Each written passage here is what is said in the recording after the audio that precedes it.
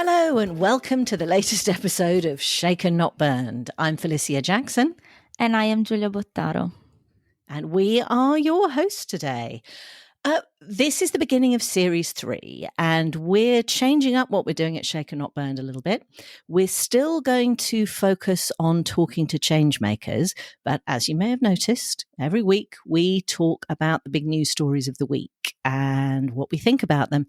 What we've decided to do is focus more on the stories people have got to tell. So once a month, we'll get together, either Giulia and myself or with invited guests, to talk about the big themes that are affecting people in sustainability, businesses in sustainability. We're going to look at things from the global perspective, the local perspective. We want to help answer questions. So that will be once a month, and the other 3 to 4 times a month, we will be interviewing change makers that are solving a sustainability challenge. So as you may have noticed from our previous format, that would have been the second part of the podcast. Well, now the interview will take the entire episode, which we think is a great way of platforming these solutions and giving it a little bit more time and more depth and the space that they deserve. And one of the things we would love is for you to tell us what you want to know about. Sustainability is one of the greatest challenges of the 21st century, and you might decide or believe that it fits in some one silo, one area of what's going on in our world, but it's affecting every element of business. It's affecting people's individual lives. It's affecting the choices they make. We want to actually explore what that means. What's going to change? We're all about discussion and education and sharing knowledge. We're not afraid of using jargon, but we are planning on explaining it. This is not a question of preaching to the choir. This is a conversation we want to be having with you, our audience. For me, the thing I'm most proud about Shaken Not Burned is the fact that we are platforming solutions. So often when you read climate news or, general sustainability news, they can be a bit doom and gloom, and there is such a thing as climate anxiety. I'm sure we all have it. And actually, talking through how solutions to problems can also double up as a form of climate activism. Absolutely. And I think there's nothing that gives us more agency than understanding that we can do something, and all of us have the power. And it's through our careers. It can be through activism or through volunteering.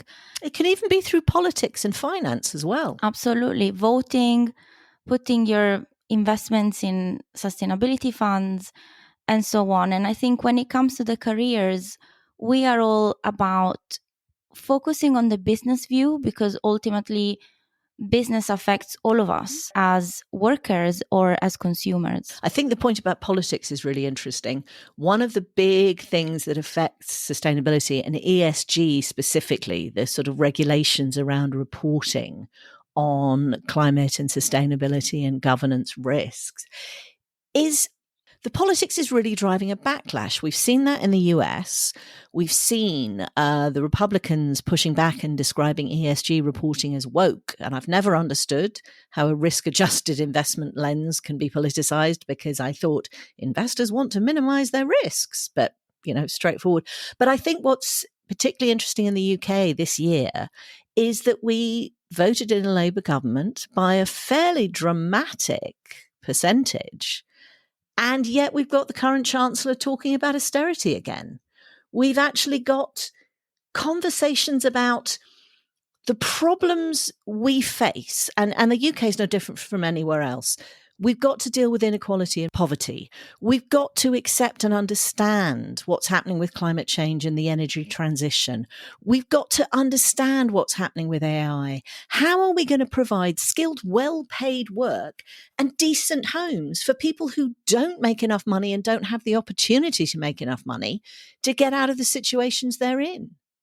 But yet, instead of talking about how we can invest in building a future, instead of talking about the power of changing the way in which investors and, in fact, directors take responsibility for their actions through tightening up fiduciary duty, we've actually got a chancellor who seems to be talking about the fact that we need austerity again.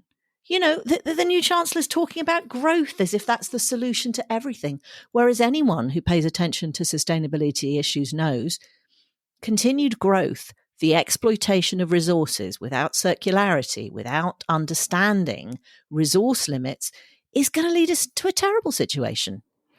And I think this highlights why these conversations are so crucial to move forward, because we all grew up thinking that growth and GDP are the most important thing. But actually, once you read into it, you find out that we need another system. We basically need to change the entire system. And when you're talking about austerity, I can talk about companies rolling back on their sustainability targets. Because it's too hard. It's too hard. Yeah.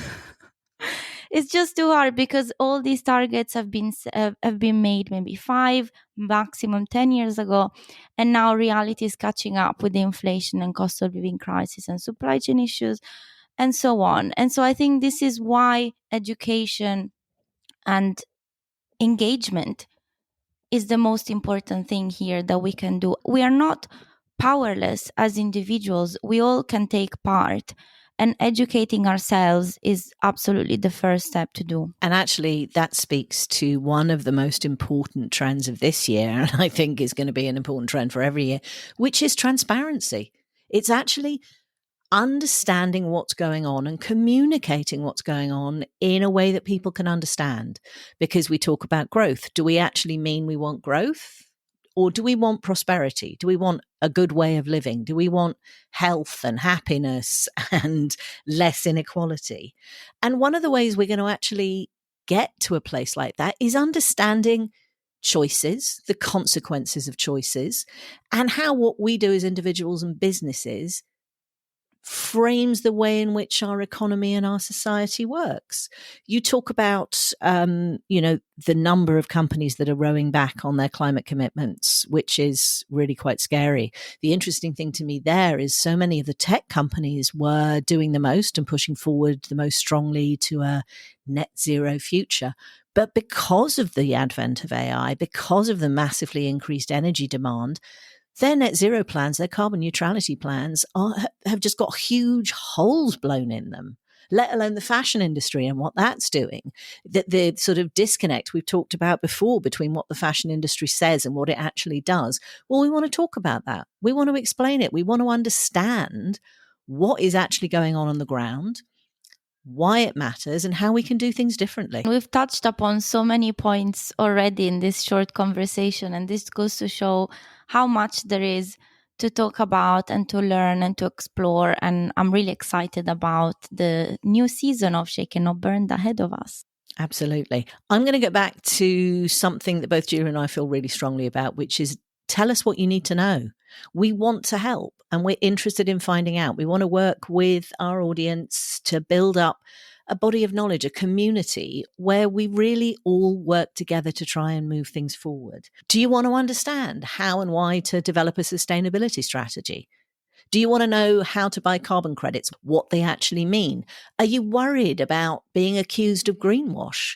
Well, let's talk about it. Everything from the micro to the macro. I certainly am excited because I'm going to get to talk this season about my favourite topic, which is soil. Healthy soil leads to healthy food and water protection and carbon sequestration. I thought it was going to be climate risk. Have you changed favorite topic? No, I have a lot of favorite topics. Climate risk is my favorite topic, except for the fact that soil's my favorite topic. And then, of course, there's the fact that a former colleague actually emailed me a link to a new cement alternative because she thinks that cement is my favorite topic. Yeah, it's clear that you go in phases. And that's, again, the great thing about discovering new solutions and new opportunities all the time. And I just want to add as well to our listeners that if you feel you've got a great solution to platform, don't be shy, get in touch. We're always open to a conversation and always keen to meet new people. So we're looking forward to the coming season and we hope you will follow us. In fact, do follow us, subscribe to our newsletter, follow us on your favorite podcast platform. Follow us on LinkedIn, and we also have an Instagram coming up. So you really cannot get rid of us. That's all from us in this very short episode introducing the new season. Do stay tuned for next week's episode, in which I will be interviewing Paul Finch at Growth Studio on air pollution and startups. That sounds like it should be really interesting. So thanks to our listeners, and we look forward to going on this journey together.